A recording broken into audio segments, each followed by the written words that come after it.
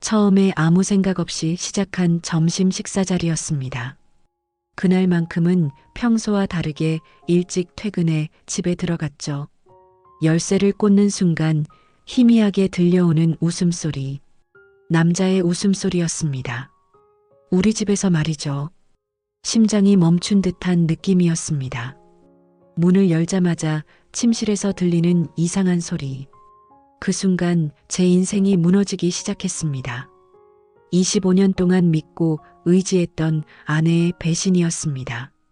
제가 일하는 동안, 제가 가족을 위해 모든 것을 바치는 동안 아내는 다른 남자와 우리 집, 우리의 침대에서 시간을 보내고 있었습니다. 그것도 제가 알고 있는 사람과 말입니다.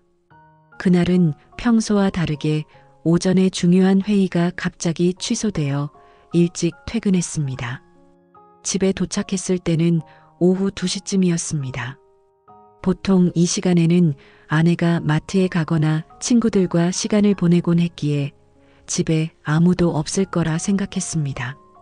그런데 현관에 낯선 남자 구두가 있었습니다. 처음에는 수리기사가 왔나 싶었습니다. 하지만 곧 침실에서 들려오는 소리에 모든 것을 직감했습니다. 문을 열었을 때 그들은 너무 놀라 말조차 제대로 하지 못했습니다. 아내는 이불로 몸을 가리며 창백한 얼굴로 저를 바라보았고 그 남자는 믿기 힘들겠지만 제 대학 동창이었습니다. 한때 친하게 지냈던 사람이었죠. 그는 어색하게 웃으며 옷을 주워 입기 시작했습니다. 여보, 이건 내가 생각하는 그런 게 아니야. 아내의 말이 귀에 들어오지 않았습니다. 저는 그저 그 자리에 얼어붙어 있었습니다. 25년간의 결혼 생활이 눈앞에서 산산조각 나는 것을 지켜보는 느낌이었습니다. 제 대학 동창은 재빨리 옷을 챙겨 입고는 제 옆을 지나 나가려 했습니다. 그 순간 저도 모르게 그의 멱살을 잡았습니다. 얼마나 오래됐어? 그는 대답하지 않았습니다. 대신 아내가 울먹이며 말했습니다. 3년 정도. 3년. 우리 막내가 대학에 입학하고 얼마 지나지 않은 시점부터였습니다. 아이들이 모두 집을 떠나고 우리 둘만 남게 되었을 때부터 시작된 배신이었습니다. 그날 밤 저는 호텔에서 밤을 보냈습니다. 다음 날 다시 집으로 돌아가 아내와 대화를 시도했습니다. 아내는 눈물을 흘리며 사과했지만 그것이 단순한 실수가 아니라 3년간 지속된 관계라는 사실을 받아들이기 힘들었습니다. 외롭고 공허했어. 당신은 항상 일에만 집중했고 나는 그저 누군가에게 필요한 사람이고 싶었어. 아내의 말에 분노가 치밀었습니다. 저 역시 외롭고 힘든 시간이 있었습니다. 하지만 그것이 배신의 이유가 될 수는 없었습니다. 저는 그날 짐을 싸서 집을 나왔습니다. 친구의 집에서 잠시 머물며 앞으로의 계획을 세우기 시작했습니다. 가장 힘들었던 것은 자식들에게 이 사실을 알리는 일이었습니다. 우리에게는 슬아의 2명의 자녀가 있었습니다. 큰딸은 결혼해서 다른 도시에 살고 있었고 아들은 대학 졸업 후 첫 직장에서 열심히 일하고 있었습니다. 둘 다 자신의 삶을 시작하는 중요한 시기였기에 부모의 이런 문제로 상처받길 원치 않았습니다. 하지만 피할 수 없는 일이었습니다. 결국 두 아이를 불러 상황을 설명했습니다. 예상치 못한 반응이 돌아왔습니다. 아빠가 엄마를 많이 소홀히 했잖아. 항상 일만 했고 엄마는 집에서 혼자 많은 시간을 보냈어. 큰딸의 말에 충격을 받았습니다. 아들도 비슷한 반응이었습니다. 엄마도 잘못했지만 아빠도 완벽한 남편은 아니었잖아. 이혼까지 가야 할 일인가요? 자식들은 엄마 편이었습니다. 그들의 눈에는 제가 일중독자였고 아내의 외로움을 이해하지 못한 사람이었습니다. 제가 가족을 위해 열심히 일했다고 생각했는데 오히려 그것이 가족을 멀어지게 만든 원인이 되었던 것입니다. 그래도 저는 결심을 굳혔습니다. 배신은 용서할 수 없었습니다. 변호사를 고용해 이혼 절차를 시작했습니다.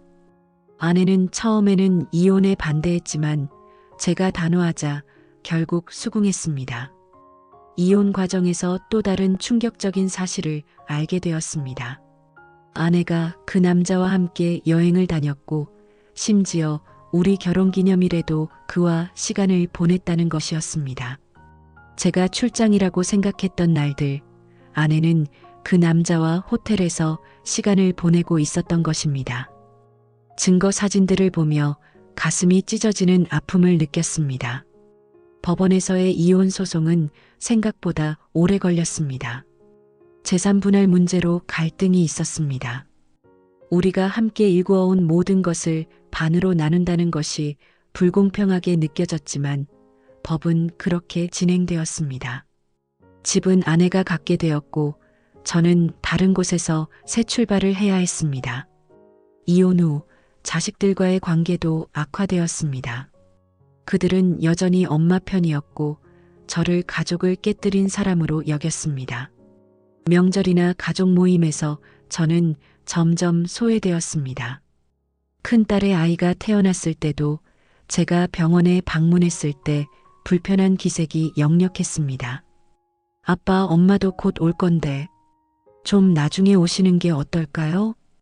딸의 말에 가슴이 아팠지만 이해했습니다. 그들에게는 엄마가 더 가까운 존재였고 저는 항상 바쁜 아빠였으니까요. 이혼 후 1년이 지났을 때 우연히 전 아내를 마주치게 되었습니다.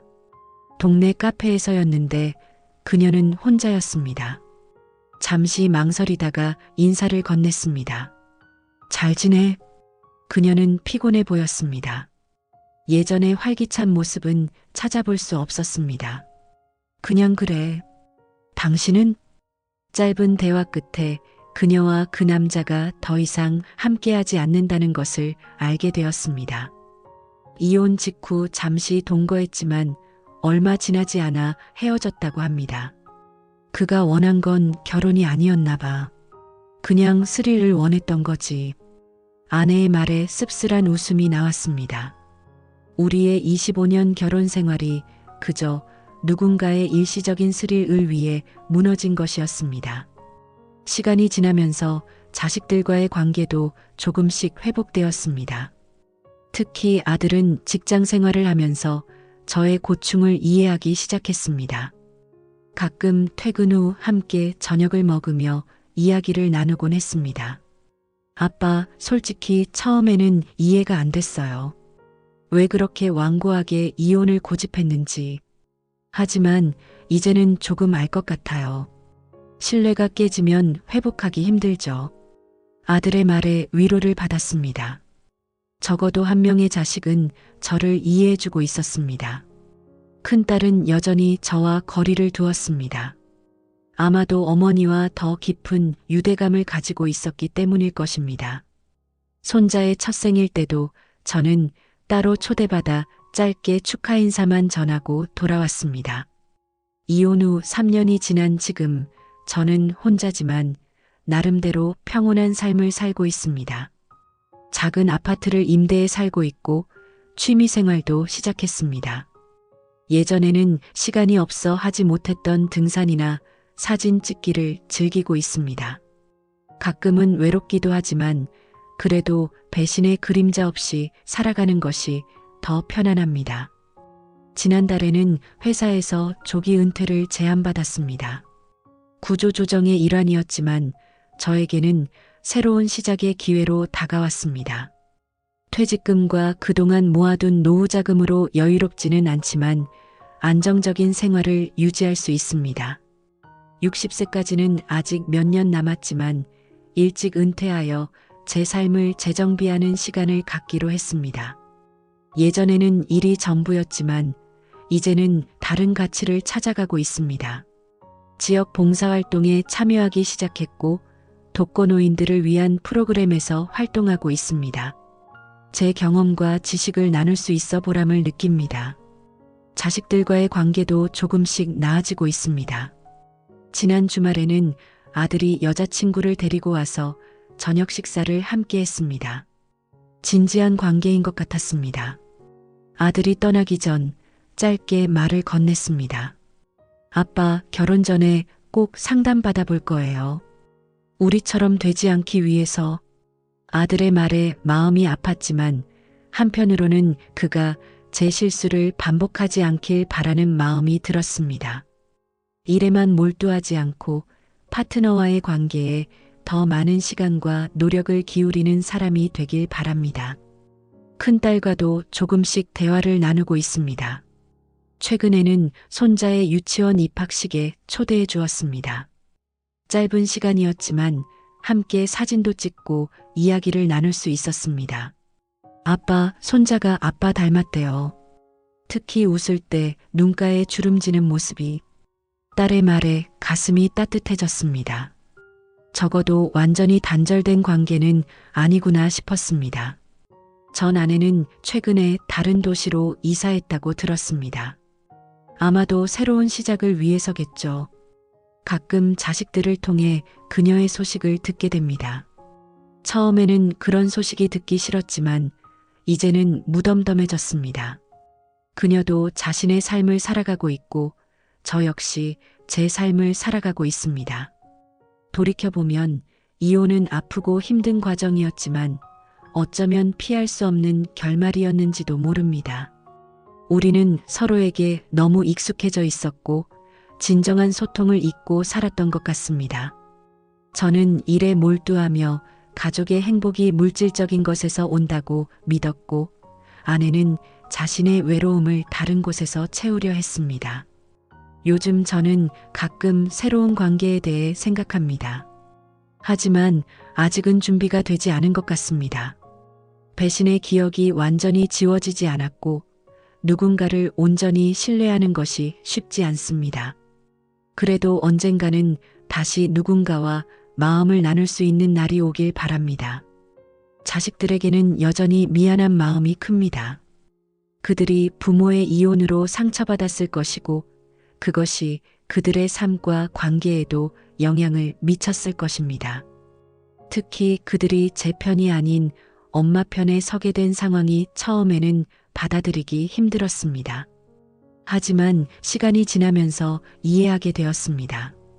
엄마는 항상 집에서 그들과 함께했고 일상의 소소한 순간들을 함께 나누었습니다. 반면 저는 퇴근이 늦어 아이들이 잠든 후에야 귀가하는 날이 많았고 주말에도 종종 일을 하곤 했습니다. 그들의 눈에 저는 집에 거의 없는 아빠였을 것입니다. 그런 아빠가 갑자기 나타나 가정을 깨뜨리는 결정을 내렸으니 그들이 저를 이해하지 못하는 것도 당연했습니다. 지금 생각해보면 그들에게 더 많은 설명을 했어야 했는지도 모르겠습니다. 아내의 배신이 단순한 일회성 실수가 아니라 3년간 지속된 관계였다는 것, 그리고 그것이 단순히 외로움 때문만은 아니었다는 것을. 하지만 자식들 앞에서 그들의 어머니를 더 나쁘게 보이게 하고 싶지는 않았습니다. 이혼 후 처음 1년은 정말 힘들었습니다. 25년 동안 함께한 사람과 갑자기 떨어져 사는 것은 상상 이상으로 고통스러웠습니다. 아침에 일어나면 옆자리가 비어 있는 것을 보며 현실을 실감했고 저녁에 귀가하면 아무도 없는 집에 공허함을 느꼈습니다.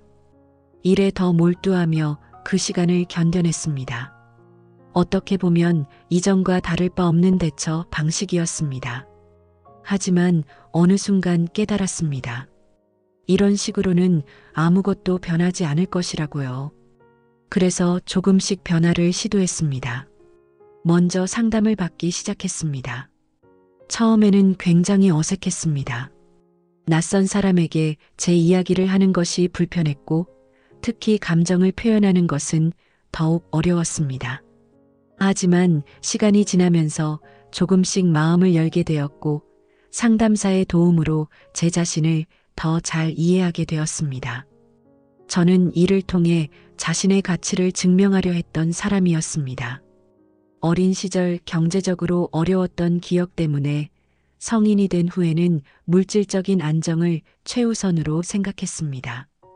그 과정에서 정작 중요한 것들을 놓치고 있었던 것이죠. 상담을 통해 제 자신을 돌아보는 시간을 가지면서 자식들과의 관계도 조금씩 개선되기 시작했습니다. 그들에게 전화를 걸어 근황을 물어보고 가능한 한 그들의 일상에 관심을 보이려고 노력했습니다. 처음에는 어색했지만 꾸준히 연락하다 보니 조금씩 벽이 허물어지는 느낌이었습니다. 아들은 상대적으로 빨리 마음을 열었습니다. 직장 생활을 하면서 저의 입장을 이해하기 시작했고 가끔은 일에 관한 조언을 구하기도 했습니다. 그런 순간들이 저에게는 큰 위안이 되었습니다. 아빠, 요즘 회사에서 프로젝트 리더를 맡게 됐는데 팀원들과 소통하는 게 쉽지 않네요. 아빠는 어떻게 하셨어요? 아들의 질문에 저는 제 경험을 진솔하게 나누었습니다. 성공했던 순간들뿐만 아니라 실패했던 경험들도 포함해서요. 아들은 진지하게 듣고 메모까지 하는 모습을 보였습니다. 그 순간 뭉클했습니다. 적어도 직장 선배로서의 제 모습은 아들에게 의미가 있구나 싶었습니다. 큰딸과의 관계는 여전히 조심스러웠습니다. 그녀는 제가 전화할 때마다 짧게 대화를 마무리 지으려 했고 만남을 제안해도 대부분 바쁘다며 거절했습니다. 그래도 포기하지 않고 꾸준히 연락을 이어갔습니다. 전환점이 된 것은 손자의 두 번째 생일이었습니다. 큰딸이 파티에 초대해줬고 저는 정성껏 선물을 준비해 갔습니다. 파티 도중 손자가 제가 준비한 장난감을 가지고 놀기 시작했고 저는 함께 바닥에 앉아 놀아주었습니다. 그런 저를 보며 딸이 잠시 생각에 잠겼다가 말했습니다. 아빠, 나 어릴 때는 이렇게 같이 놀아주신 적 없었는데. 딸의 말에 가슴이 아팠습니다. 그녀의 말이 맞았습니다. 저는 아이들이 어릴 때 함께 놀아주기보다는 일하러 가거나 집에 있더라도 서류 작업을 하는 경우가 많았습니다. 미안하다. 그때는 몰랐어. 일이 전부인 줄 알았지. 솔직한 사과를 건넸습니다. 딸은 잠시 아무 말 없이 저를 바라보다가 슬며시 미소를 지었습니다. 지금이라도 알게 되셨으니 다행이네요. 손자는 아직 기회가 많으니까요. 그 말을 듣고 눈시울이 붉어졌습니다. 딸이 저에게 또 다른 기회를 주고 있다는 느낌이었습니다. 손자와의 관계를 통해 제가 놓쳤던 것들을 조금이나마 만회할 수 있는 기회를요. 그날 이후 딸의 집에 더 자주 초대받게 되었습니다. 가끔은 손자를 봐주기도 하고 딸 부부가 데이트할 때 집을 봐주기도 했습니다. 처음에는 어색했지만 점차 편안해졌습니다. 손자와 함께 공원에 가고 동화책을 읽어주고 블록놀이를 하며 저는 늦게나마 할아버지의 역할을 배워가고 있었습니다. 전 아내의 소식은 가끔 자식들을 통해 듣게 됩니다. 그녀는 다른 도시에서 조용히 지내고 있다고 합니다. 처음에는 다른 남자와 잠시 동거했지만 그 관계도 오래가지 못했다고 합니다. 지금은 혼자 살면서 파트타임 일을 하고 있다고 하네요. 가끔은 그녀에 대한 생각이 들기도 합니다.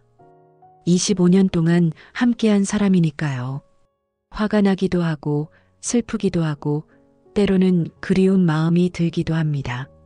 하지만 시간이 지날수록 그런 감정들은 옅어지고 이제는 그저 제 인생의 한 부분으로 받아들이게 되었습니다. 이혼 후 4년째 되는 해 저는 작은 결정을 내렸습니다. 지금까지 살던 임대 아파트를 정리하고 조금 더 교외 지역으로 이사하기로 한 것입니다. 퇴직 후 시간적 여유가 생겼고 도시의 번잡함보다는 조용한 환경에서 지내고 싶었습니다. 새로운 집은 작지만 정원이 있어 가드닝을 할 수 있었습니다. 어릴 적 시골에서 자랐던 기억을 떠올리며 작은 텃밭을 가꾸기 시작했습니다. 상추, 고추, 방울토마토 같은 간단한 채소들을 심었고 수확의 기쁨을 느끼게 되었습니다. 텃밭 가꾸기는 제게 새로운 즐거움을 주었습니다. 매일 아침 일어나 식물들을 살피고 물을 주고 자라는 모습을 지켜보는 것이 소소한 행복이었습니다. 수확한 채소들은 자식들에게 나눠주곤 했습니다. 아빠가 직접 기른 거예요? 와, 정말 신선하네요. 딸의 감탄에 어깨가 으쓱해졌습니다. 예전에는 경제적인 것으로만 가족에게 기여했다면 이제는 이런 방식으로도 작게나마 도움을 줄 수 있다는 것이 기뻤습니다. 새로운 집으로 이사한 후 자식들이 가끔 주말에 방문하기 시작했습니다. 특히 손자는 텃밭에서 노는 것을 좋아했습니다. 함께 물을 뽑고 상추를 따고 때로는 그냥 흙장난을 하며 시간을 보냈습니다. 할아버지, 이건 뭐예요? 손자의 호기심 어린 질문에 답하며 저는 예전에 아이들에게 해주지 못했던 설명들을 이제야 하고 있었습니다. 벌레의 이름, 꽃의 종류, 구름의 모양. 모든 것이 손자에게는 신기한 발견이었고 저에게는 새로운 가르침의 기회였습니다. 아들은 주말마다 방문하지는 못했지만 한 달에 한두 번은 꼭 찾아왔습니다. 가끔은 여자친구와 함께 오기도 했는데 그들의 관계가 점점 진지해지는 것 같았습니다. 아빠 사실 프로포즈 준비 중이에요. 어느 날 아들이 조심스럽게 고백했습니다. 기쁜 마음에 등을 두드려 주었습니다. 축하한다. 정말 좋은 사람 같구나. 아들은 머뭇거리다가 말을 이었습니다. 결혼 전에 부부 상담도 받아보려고요. 서로를 더 이해하고 소통하는 법을 배우려고요. 아들의 말에 가슴 한편이 아팠지만 한편으로는 자랑스러웠습니다. 저희 부부의 실패가 적어도 아들에게는 교훈이 된 것 같았습니다. 현명한 결정이다. 사랑만으로는 부족할 때가 있으니까. 아들과 진지한 대화를 나누며 저는 제 경험을 솔직하게 나누었습니다. 일에만 몰두하며 가정을 소홀히 했던 것, 아내의 감정 변화를 알아차리지 못했던 것, 그리고 위기의 순간에 대화보다는 분노를 선택했던 것.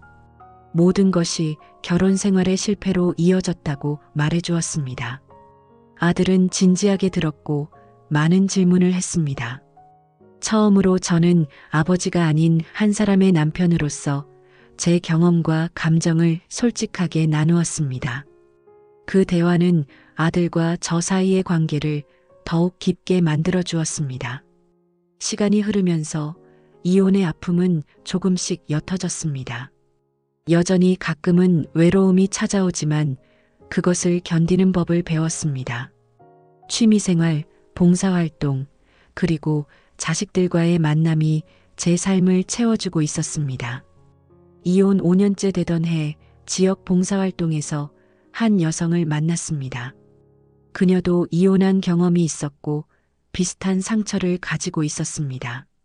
처음에는 그저 봉사활동에서 만나는 동료였지만 점차 대화를 나누며 서로에 대해 알아가게 되었습니다. 저도 20년 넘게 결혼 생활을 했어요. 하지만 남편의 외도로 모든 것이 무너졌죠. 그녀의 이야기에 공감했습니다. 서로 다른 입장에서 같은 상처를 경험했다는 것이 묘한 유대감을 만들어냈습니다. 처음에는 조심스럽게 차 한 잔을 함께 하는 것으로 시작했습니다. 봉사활동이 끝난 후 카페에 들러 이야기를 나누었고 점차 서로의 삶에 대해 더 깊이 알아가게 되었습니다.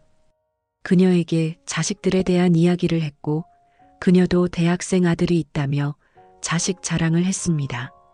서로의 이혼 경험, 그 후의 삶, 그리고 앞으로의 계획에 대해 솔직하게 나누었습니다. 다시 누군가를 만날 생각은 없었어요. 하지만 당신과 이야기하면 편하네요. 그녀의 말에 저도 비슷한 마음을 고백했습니다. 이혼 후 오랫동안 새로운 관계를 생각하지 않았지만 그녀와 함께 있으면 자연스럽게 웃음이 나오고 마음이 편안해졌습니다. 우리는 천천히 관계를 발전시켜 나갔습니다. 서두르지 않고 각자의 공간과 시간을 존중하며 조금씩 서로에게 다가갔습니다. 가끔은 함께 영화를 보거나 하이킹을 가거나 단순히 산책을 하며 시간을 보냈습니다. 처음으로 그녀를 자식들에게 소개한 것은 교제한 지 1년이 지난 후였습니다. 아들은 긍정적인 반응을 보였습니다. 아빠가 행복해 보여서 좋아요. 정말 좋은 분 같아요. 큰딸은 처음에는 조금 어색해했지만 그녀가 손자에게 친절하게 대하는 모습을 보고 조금씩 마음을 열기 시작했습니다. 전 아내에게도 새로운 관계에 대해 알렸습니다. 자식들을 통해 이야기가 전해질 테니 직접 말하는 것이 예의라고 생각했습니다. 전화로 짧게 근황을 물은 후 새로운 사람을 만나고 있다고 말했습니다. 잘 됐네요. 저도 최근에 누군가 만나고 있어요. 그녀의 말에 묘한 감정이 들었지만 진심으로 그녀의 행복을 빌었습니다. 우리는 더 이상 부부가 아니지만 자식들의 부모로서 서로의 행복을 응원하는 관계가 되길 바랐습니다. 이혼 6년째 저는 그녀와 함께 살기로 결정했습니다. 결혼은 아직 고려하지 않았지만 서로의 일상을 나누며 더 깊은 관계를 만들어가고 싶었습니다. 그녀의 집이 더 넓고 정원도 있어서 제가 그녀의 집으로 이사하게 되었습니다. 함께 살기 시작하면서 새로운 도전들이 생겼습니다. 오랫동안 혼자 살았던 저와 그녀 모두 자신만의 습관과 생활 방식이 있었고 그것을 조율하는 과정이 필요했습니다. 가끔은 사소한 것들로 다투기도 했지만 중요한 것은 그 갈등을 해결하는 방식이었습니다. 우리 잠시 시간을 갖고 차분히 이야기해보자. 감정이 격해질 때면 그녀가 먼저 대화의 시간을 제안했습니다. 서로의 입장을 이해하고 타협점을 찾아가는 과정에서 우리의 관계는 더욱 단단해졌습니다. 자식들도 우리의 동거를 긍정적으로 받아들였습니다. 특히 손자는 이제 할머니라고 부르며 그녀에게 친근하게 다가갔습니다. 처음에는 어색했지만 그녀도 손자를 진심으로 아끼는 마음을 보여주었습니다. 진작 아빠가 이런 분을 만났더라면 좋았을 텐데. 어느 날 딸이 조용히 말했습니다. 그 말에 가슴이 아팠지만 동시에 위안이 되기도 했습니다. 적어도 지금이라도 딸이 제 행복을 바라고 있다는 것이 느껴졌으니까요. 이혼 후 7년이 지난 지금 저는 나름대로 평화를 찾았습니다. 완전히 새로운 삶은 아니지만 이전과는 다른 가치관과 생활 방식으로 살아가고 있습니다. 일이 전부였던 예전과 달리 이제는 관계의 중요성을 깨닫고 그것을 위해 시간과 노력을 기울이고 있습니다. 자식들과의 관계도 많이 회복되었습니다. 여전히 엄마와 더 가깝긴 하지만 이제는 저와도 편안하게 대화하고 시간을 보내고 있습니다. 손자는 주말마다 우리 집에 와서 텃밭을 가꾸는 것을 돕고 저는 그에게 할아버지로서의 사랑을 듬뿍 주고 있습니다. 전 아내와도 가끔 연락을 주고받습니다. 주로 자식들이나 손자에 관한 이야기지만 이제는 서로를 향한 원망이나 분노 없이 대화할 수 있게 되었습니다. 그녀도 새로운 사람과 재혼하여 행복하게 지내고 있다고 합니다. 돌이켜보면 이혼은 제 인생에서 가장 큰 실패이자 가장 값진 교훈이었습니다. 그 아픈 경험을 통해 저는 진정으로 중요한 것이 무엇인지 깨달았고 잃어버린 것들의 가치를 알게 되었습니다. 물론 후회되는 순간들이 있습니다.